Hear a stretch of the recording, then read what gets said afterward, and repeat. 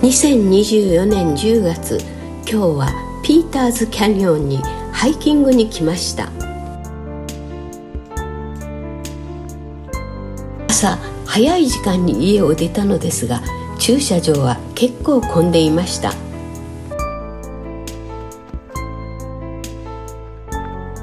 日陰がほとんどないので、朝の早い時間に来てランニングをして帰る人も多いみたいです。長女の家族も一緒に行ったのですが、男性たちは早い孫2人は走っていき、見えなくなってしまいました。私たち女性はのんびりと小春ちゃんの歩調に合わせて歩きます。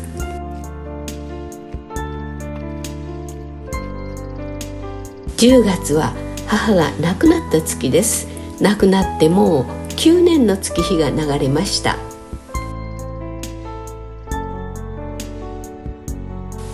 母は常々よく言ってました。私に何かあっても延命治療だけはしないでねと。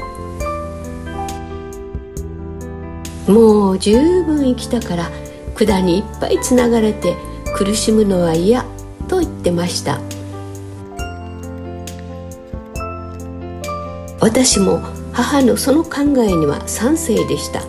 今も私は母と同じように思っています。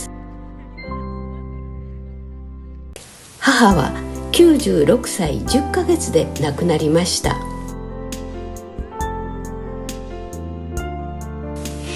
父が亡くなった後は 7,8 年田舎の大きな家で一人で暮らしていました。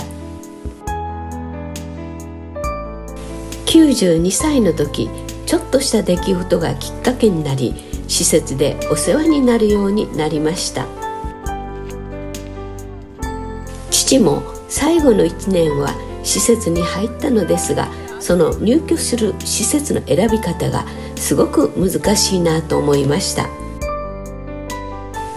この施設を選んで本当によかったねと、私たちが納得のいく施設選びはできなかったように思います。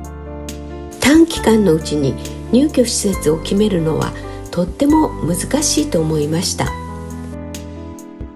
でも母は文句一つ言わないで、こんなに何でもかんでもしてもらってありがたいと、いつも感謝の言葉しか出てきませんでした。愚痴や文句が多い私からしたら本当に尊敬できる素晴らしい母でした。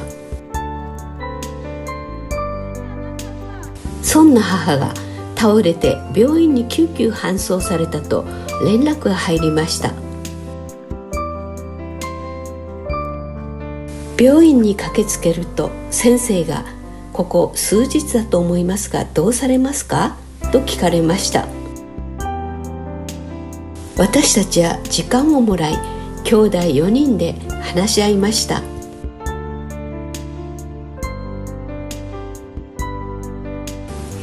母がよく言ってた延命治療だけはしないでねの言葉を守りたいと、4人の意見は一致しました。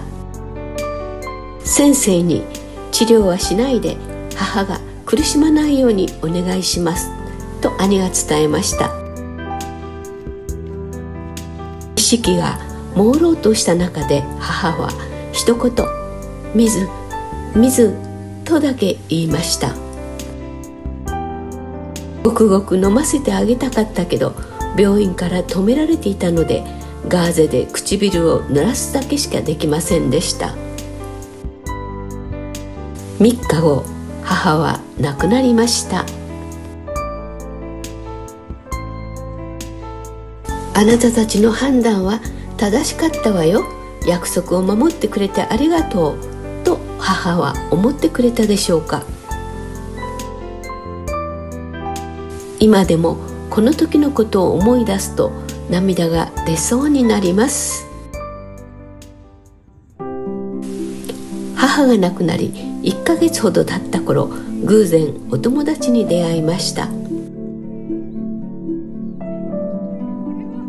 かなりやつれて疲れた表情の友達、どうしたの？何かあったの？と聞いてみました。すると私と同じように90代半ばの母親を亡くしたばかりだと話してくれました。彼女の話を聞いてみると、私たちと同じように延命治療をするかどうか病院側から聞かれたらしいのです。彼女は一人っ子、相談する相手もいなくて悩んだ末に治療をお願いしたらしいのです。お母さんは1ヶ月間苦しんで、その後亡くなられたらしいです。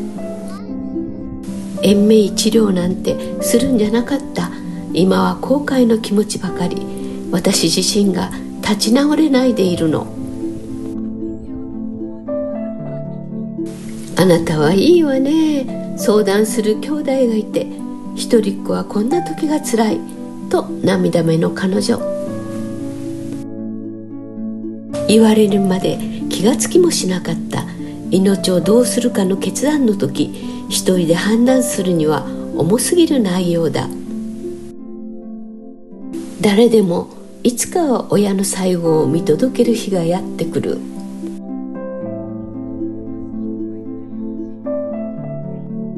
後悔がないようにと思っていても、実際に迎えてみると後悔ばかりが残ってしまう。残された者にとって満足のいく見送りって難しいのかもしれません。アップダウンの道に太陽がじりじり、大変なハイキングでしたが終わりが近づいてきました。最後はやっぱりおんぶされて眠ってしまった小春ちゃん。ママの背中、よほど気持ちがいいのでしょうね。一番楽しいお弁当の時間、頑張った分お腹も空きました。こんな風に家族が集まり笑顔で食べてる孫たちを見ている時が私の一番幸せな時間です。アメリカに住んでるからこんな時間を過ごすことができるのですね。最後までご視聴ありがとうございます。よろしかったらチャンネル登録お願いいたします。